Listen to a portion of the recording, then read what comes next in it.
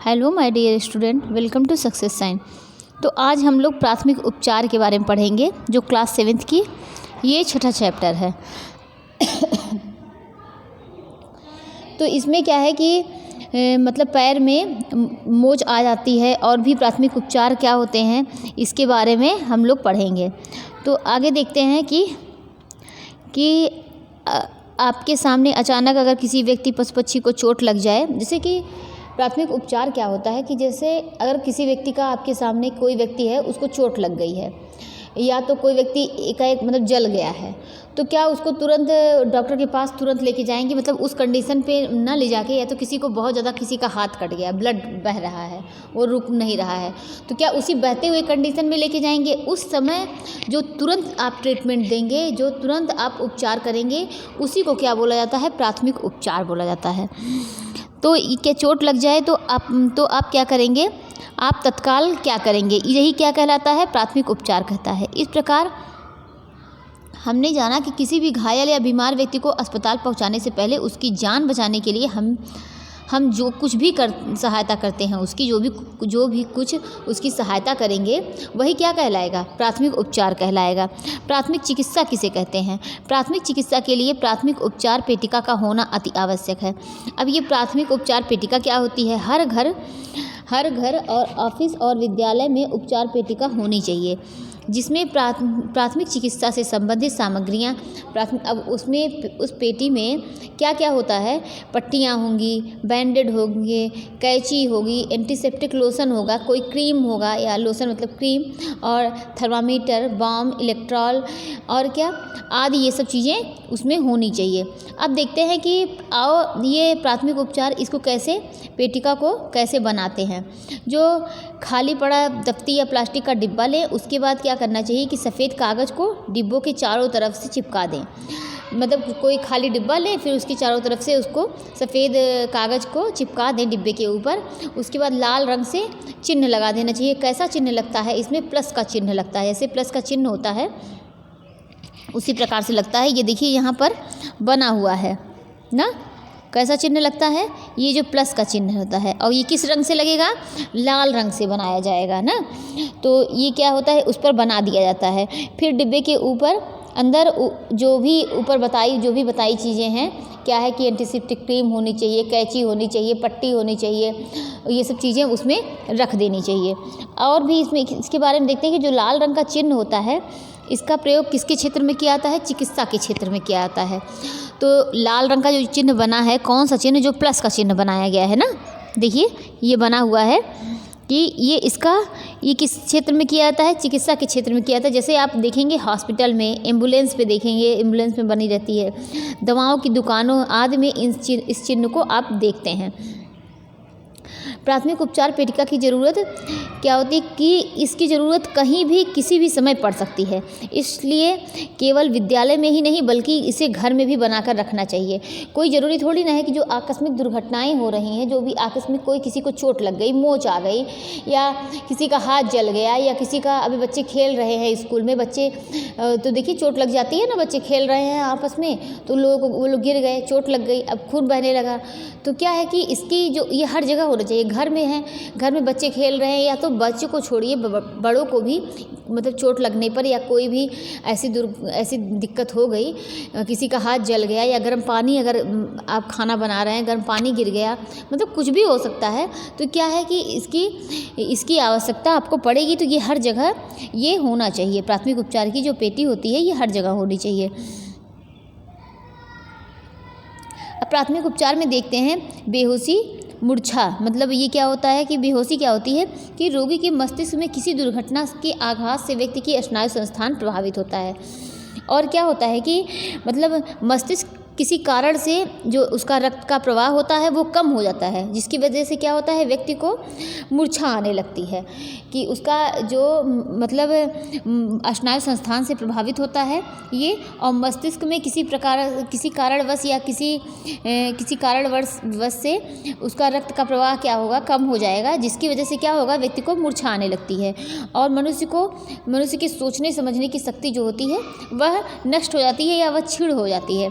कारण क्या है कि इसका कारण है कि मानसिक तनाव। जो व्यक्ति इतना चिंता करते हैं, इतना टेंशन लेते हैं और कोई चीज़ का, किसी चीज़ का स्ट्रेस हो, किसी चीज़ का तनाव हो, उसकी वजह से होता है अचानक किसी चीज़ का सदमा लग जाना। जैसे कि किसी से आप बहुत मतलब आपके जीवन में किसी चीज़ का बहुत महत्व है ना, और एकाएक क्या हुआ कि उसका आप मतलब आपके जीवन से चले जाना। किसी मतलब कोई व्यक्ति है कि जिसका आपके जीवन में वो आपके लिए बहुत मायने रखता हो, और एकाएक आपको पता चले कि वो व्यक्ति चला गया या तो उसकी डेथ हो गई, तो ये क्या है कि सदमा लग जाना।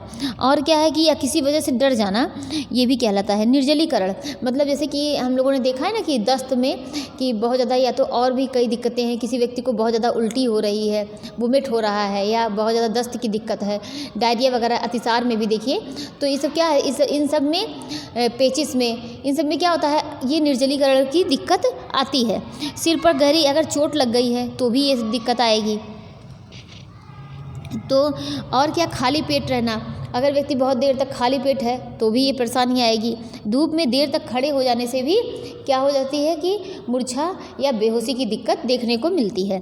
अब लक्षण देखते हैं इसमें क्या होता है। पहले क्या होगा कि चक्कर आने लगता है, और क्या आंखों के सामने धुंधला धुंधला हो जाता है, हल्का सा धुंधला दिखने लगेगा। मतलब जो भी चीज़ें आपको साफ साफ दिख रही हैं वो पहले क्या करेंगी कि धुंधली सी दिखने लगती हैं, और मन में जैसे जी मिचलाएगा, अजीब अजीब से मन में होगा, और दिल की धड़कन जो इसकी जो हार्ट बीट होती है वो तेज़ हो जाएगी, और क्या होगा कि शरीर से जो पसीना आने लगेगा।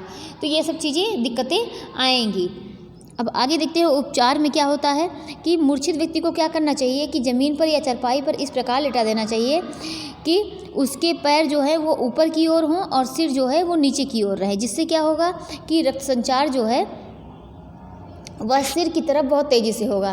तो इसमें क्या करना चाहिए कि मूर्छित व्यक्ति को ज़मीन पर या चारपाई पर इस प्रकार आप लेटाएं, चाहे ज़मीन पर लेटा रहे हैं या चारपाई पर इस प्रकार लेटाएं कि पैर जो है वो ऊपर की तरफ हो और जो सिर हो वो नीचे की तरफ हो, जिससे क्या होगा कि रक्त संचार जो होता है वो सिर की तरफ तेज़ी से होगा। रोगी के वस्त्र, जो भी आप रोगी को वस्त्र पहनाएं वो बहुत ढीले ढाले होने चाहिए, और रोगी के पास जो है वो बिल्कुल भी भीड़ ना इकट्ठा करें क्योंकि उसको क्या है कि ऑक्सीजन जो है उसको पर्याप्त मात्रा में मिलनी चाहिए। उसको ये ना लगे कि बहुत मतलब ये नहीं कि उसको वहाँ पर वायु जाने में दिक्कत हो, तो पर्याप्त मात्रा में उसे वायु मिलनी चाहिए। रोगी के चेहरे पर थोड़ा बहुत पानी का छिड़काव भी करना चाहिए, और क्या करना चाहिए कि मुलायम कपड़े को भिगोकर रोगी का जो चेहरा है उसे पोंछ देना चाहिए, और आवश्यकता पड़ने पर उसके बाद क्या है, आवश्यकता पड़ने पर आप रोगी को कहाँ, डॉक्टर के पास आपको ले जाना चाहिए। तो ये सब क्या हो गए, ये सब उपचार हो गए।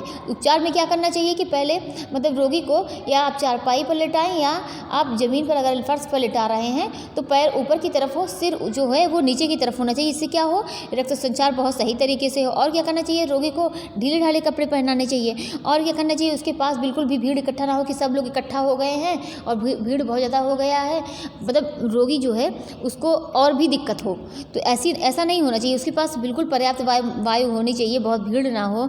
और क्या होना चाहिए कि रोगी के मतलब कोई कपड़े भिगो कर रोगी का चेहरा पोंछ दो, और हल्का सा थोड़ा बहुत ठंडे पानी से उसके चेहरे पे छिड़काव करनी चाहिए। और क्या करना चाहिए कि डॉक्टर के पास उसे ले जाना चाहिए आवश्यकता पड़ने पर। अब मिर्गी देखते हैं, ये मिर्गी क्या होता है। ये क्या है, ये एक प्रकार का मस्तिष्क विकार है। कैसा विकार है, मस्तिष्क विकार है। मस्तिष्क का कार्य तंत्र को सही काम करने के लिए सूचित करना है। तो हमारे मस्तिष्क का कार्य क्या होता है, तंत्रिका तंत्र को सही काम करने के लिए सूचित करता है, परंतु इस कार्य में बाधा उत्पन्न करने पर रोगी को बार बार दौरा पड़ने लगता है। कि जब वो क्या करता है कि मस्तिष्क तंत्रिका तंत्र को मतलब सूचित नहीं कर पाता है, तो और इस कार्य में बार बार जब अगर बाधा उत्पन्न होने लगती है तो बार बार क्या होता है, दौरा पड़ने लगता है। इसका कारण क्या है, दिमागी बुखार। अगर व्यक्ति को दिमागी बुखार हो गया है तो भी ये मिर्गी की दिक्कत देखी जाती है। सिर पर किसी प्रकार का अगर चोट लगा हो, कभी देखिए अगर किसी व्यक्ति को चोट लग रही है लेकिन अगर बार बार सिर पे लग रही तो मतलब चाहे वो बच्चे ही हो, लेकिन सिर की चोट जो होती है वो बहुत गहरी होती है। कोई ज़रूरी नहीं कि आपको उसी समय उसका परिणाम नज़र आए, वो आगे चल के भी उसका बाद में भी उसका परिणाम नज़र आता है। तो इसीलिए इन सब चीज़ों से को बचाना चाहिए, सिर पर जो चोट ना लगे। इसीलिए देखिए मतलब जब भी कोई मतलब बाहर कहीं जा रहे होते हैं या बाइक चलाने के लिए, देखिए इसीलिए हेलमेट लगाने को कहा जाता है। तो जो कहता है सरकार अगर ये नियम लगाई है तो वो अपने लिए नहीं लगाई है, ये नियम वो आपके लिए लगाई है कि जिससे आप सेफ़ रहें। आपके सिर अगर आपका एक्सीडेंट हो तो सिर पर जो चोट लगती है वो बहुत ही मतलब भयानक होती है और बहुत ही खतरनाक होती है। तो इसीलिए अगर सिर पर चोट ना लगे तो इससे क्या है कि सिर पर किसी प्रकार चोट लगने से होता है। और क्या होता है कि जो मादक पदार्थों का सेवन अधिक करते हैं, ये दारू हो गया और क्या हो गया, गांजा हो गया, शराब हो गई, ये सब चीज़ का जो सेवन करते हैं तो उस वजह से भी ये दिक्कतें आती हैं। और मानसिक तनाव, ब्रेन ट्यूमर और ब्रेन स्ट्रोक की वजह से ये सब दिक्कतें आती हैं, ब्रेन स्ट्रोक की वजह से। अब आगे देखते हैं लक्षण क्या है। इसके लक्षण है कि व्यक्ति क्या होगा कि मिर्गी आने के पहले व्यक्ति क्या होगा कि बेहोश होकर गिर जाएगा। और क्या होगा, दांत कसकर जकड़ जाना, मतलब दांत जो है वो दोनों दांत आपस में मतलब एकदम आपस में बैठ जाएंगे कि आप उसको मतलब उसका मुंह खोल के आप दांत के बीच में उंगली डालना चाहेंगे कि उसका मुंह ओपन करें तो नहीं कर पाएंगे। तो ये क्या है, दांत कसकर जकड़ जाता है और मुंह से हल्का हल्का क्या होता है, झाग निकलने लगेगा। और शरीर जो है, शरीर से झटके आने लगेंगे, शरीर का अकड़ना, ये सब क्या है, इसके लक्षण हैं। आगे देखते हैं कि इसमें क्या करना चाहिए। पर्याप्त नींद लेनी चाहिए। रोगी को जब भी लेटाएं तो खुली जगह पे लेटाएं जिससे उसको शुद्ध वायु मिल सके, उसको ऑक्सीजन जो है पर्याप्त मात्रा में मिल सके। और क्या होता है कि तनाव से व्यक्ति को दूर रहना चाहिए। और हमेशा क्या है, उसके वस्त्र जो होते हैं वो कैसे पहनने चाहिए, ढीले ढाले वस्त्र उसको पहनने चाहिए। और जब भी लें तो उसको बिल्कुल भी उसकी पौष्टिकता पर ध्यान रखें और उसको संतुलित आहार दें। डॉक्टरों से परामर्श कर उचित दवा भी लेना चाहिए। अब घरेलू वस्तुओं का प्राथमिक उपचार, इसका प्रयोग ना, उपचार में प्रयोग। अब आगे देखते हैं कि आगे क्या है। ये परिवार के सदस्यों को प्रायः कुछ सामान्य तकलीफ़ें हो जाती हैं, जैसे कि पेट दर्द हो जाता है। कभी कभी देखिए अक्सर ये सब चीज़ें देखने को घर में मिलती हैं कि मतलब परिवार के जो सदस्य होते हैं उनमें किसी को पेट दर्द है, किसी को निर्जलीकरण हो गया है, किसी को खांसी आ रही है, किसी व्यक्ति को जुकाम हो गया है, किसी का सिर दर्द हो रहा है, किसी की थोड़ी मतलब कुछ कार्य कर रहे हैं तो चोट लग गई, किसी के पैर में मोच आ गई, किसी को चोट लगने की वजह से ब्लड बह गया, किसी को सिर में बच्चे के सिर में चोट लग गई। तो ये सब क्या है कि इनका जो है उपचार घरेलू सामग्री से तैयार कर सकते हैं। इनका उपचार आप घरेलू घर पर भी कर सकते हैं, कोई ज़रूरी नहीं है इन सब छोटी छोटी चीज़ों के लिए आपको हॉस्पिटल ले जाने की ज़रूरत पड़े। आप इसका उपचार जो है, जो छोटी मोटी चीज़ें होती हैं, इन सब का उपचार आप घर पे भी कर सकते हैं। इसका पहला है कि अतिसार या दस्त। अब ये देखिए, अभी हम अतिसार के बारे में बात भी कर रहे थे। इस अवस्था में क्या करना चाहिए कि सौंफ, धनिया और जीरा, इन तीनों को समान मात्रा में लेकर बारीक चूर्ण बना लें और थोड़ा सा नमक मिलाकर दिन में 2-3 बार छाछ के साथ सेवन करें। तो अतिसार, अगर किसी व्यक्ति को अतिसार और दस्त की दिक्कत है तो क्या करना चाहिए, सौंफ ले लें और धनिया और जीरा, क्या सौंफ, धनिया, जीरा, इन तीनों को बराबर मात्रा में ले लेना चाहिए। उसके बाद इसका बारीक चूर्ण बनाकर उसमें थोड़ा सा नमक डालकर मिलाकर क्या करना चाहिए कि दिन में 2-3 बार किसके साथ, छाछ के साथ इसको देना चाहिए रोगी को। अगर किसी व्यक्ति को क्या है कि वमन या उल्टी की दिक्कत है तो ऐसे में क्या करना चाहिए कि हरी धनिया और पुदीने की चटनी का सेवन दिन में कई बार करना चाहिए। और क्या करना चाहिए कि नींबू पर काला नमक लगाकर उसे चूसें, तो इससे क्या होता है कि वमन और उल्टी में राहत मिलेगी। अगर क्या होगा कि पुराना बुखार है, किसी व्यक्ति को पुराना बुखार है तो नीम की पत्तियों को पानी में उबाल कर काढ़ा बना ले और उसे छान कर क्या करना चाहिए कि उसे छान कर अवस्था अनुसार उसका सेवन करना चाहिए। किसका सेवन करना चाहिए, कब, पुराना बुखार में, जब किसी को बुखार बहुत दिन से आ रहा हो, काफ़ी पुराना हो गया हो, तो ऐसे में नीम की पत्ती को उबाल कर उसका काढ़ा बनाकर क्या करना चाहिए, छान के उसको रोगी को देना चाहिए। खांसी आने पर क्या करना चाहिए कि शहद के साथ जो पीसी काली मिर्च मिलाकर चाटने से आराम मिलता है। और क्या करना चाहिए, इसके लिए देखिए आप काढ़ा भी बना सकते हैं। किस किस चीज़ का, कि तुलसी का, अदरक का, काली मिर्च, मतलब तुलसी हुआ, अदरक, काली मिर्च, चुटकी भर नमक मिलाकर काढ़ा बना लें और इसको पिए। इससे क्या होगा, इससे खांसी में आराम मिलेगा।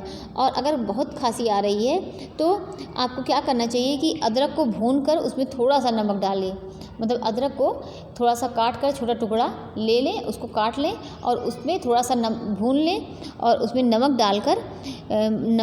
डालकर उसका भी सेवन करना चाहिए। उसका भी मतलब उसको मुंह में रखें तो इससे क्या होगा, खांसी की दिक्कत जो है, खांसी कम आएगी।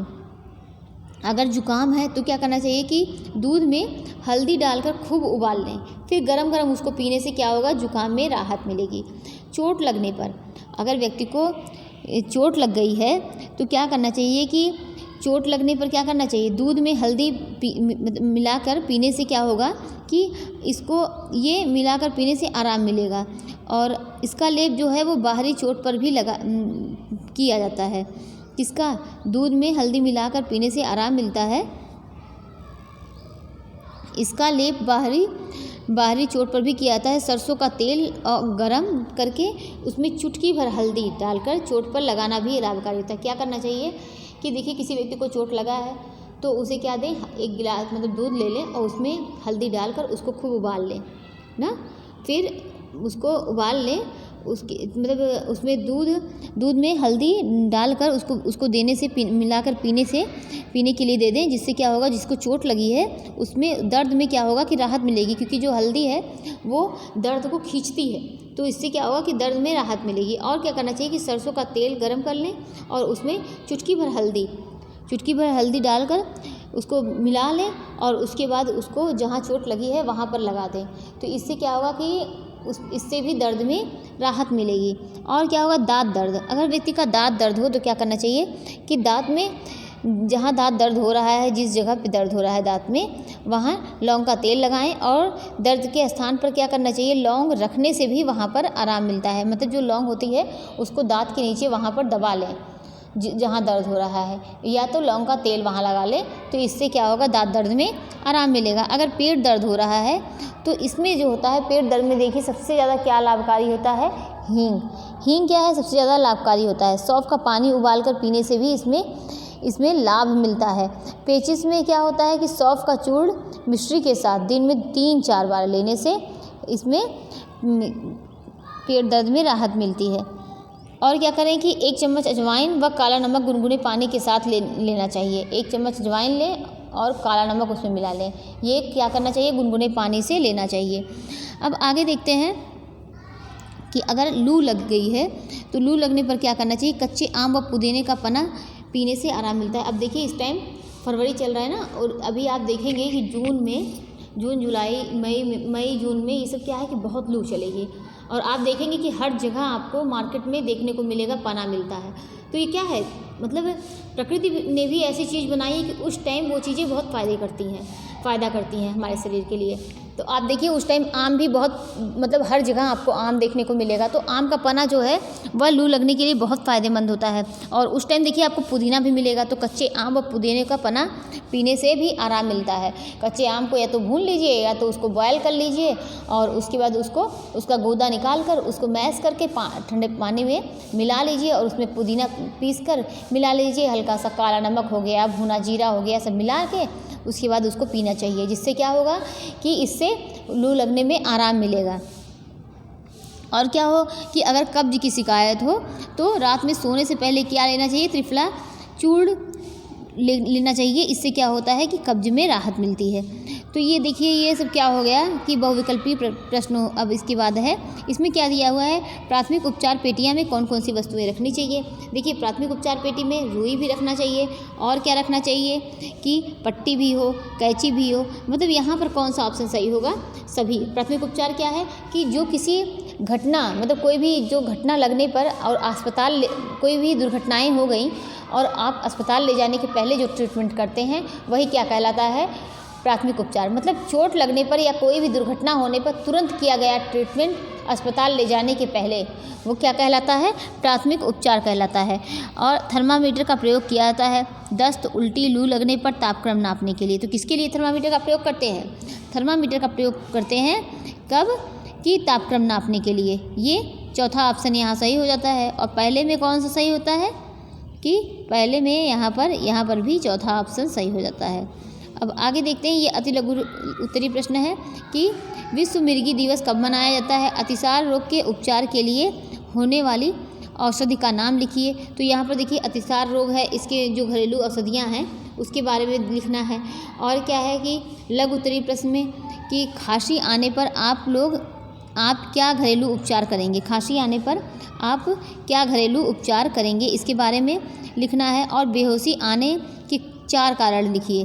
बेहोशी आने के 4 कारण देखिए। सबसे ज़्यादा क्या है बेहोशी आने के, कि कोई सदमा लग जाए और क्या हो जाए, कोई मतलब आपको सदमा है, कोई चिंता है, आपको कोई टेंशन है, तो ये सब चीज़ क्या है, ये सब बेहोशी आने के कारण है।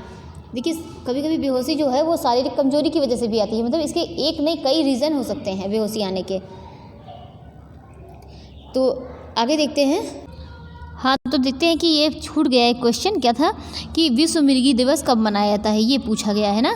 क्या है, विश्व मृगी दिवस कब मनाया जाता है। तो देखिए पहले इसके बारे में देख लेते हैं कि ये कब मनाया जाता है। ये जो मृगी दिवस है ये हर साल कब मनाया जाता है, 17 नवंबर को। कब, 17 नवंबर को मनाया जाता है। ये राष्ट्रीय मृगी दिवस जो है हर साल कब मनाया जाता है, 17 नवंबर को मनाया जाता है। और वहीं पर अंतर्राष्ट्रीय मृगी दिवस की बात करें तो ये 17 नवंबर को कौन सा राष्ट्रीय मृगी दिवस मनाया जाता है। और वहीं पर अंतर्राष्ट्रीय मृगी दिवस की बात करें तो हर साल फरवरी के दूसरे सोमवार को मनाया जाता है। कब मनाया जाता है, हर साल फरवरी के दूसरे सोमवार को। देखिए यहाँ पर दोनों टाइम अलग अलग है। राष्ट्रीय मृगी दिवस की बात करेंगे तो हर साल 17 नवंबर ना, नवंबर को। और यहीं पर आप बात करेंगे कि अंतर्राष्ट्रीय मृगी दिवस तो हर साल जो है फरवरी के दूसरे सोमवार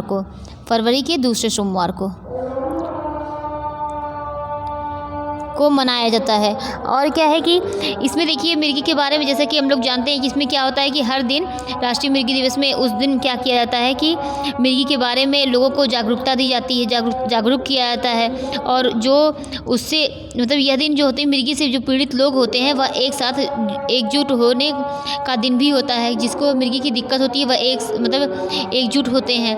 और इस दिन बेहतर स्वास्थ्य और सेवाओं और सहायता प्रणालियों की वकालत भी की जाती है। अंतर्राष्ट्रीय मृगी दिवस के बारे में ये कब मनाया जाता है, इसके बारे में जानते हैं कि हर साल फरवरी के दूसरे सोमवार को मनाया जाता है। तो यहीं पर ये आज के लिए इतना ही, यहाँ का चैप्टर ये समाप्त होता है। नेक्स्ट डे हम लोग दूसरा चैप्टर पढ़ेंगे जिसका नाम है सिलाई कला। क्या है, सिलाई कला।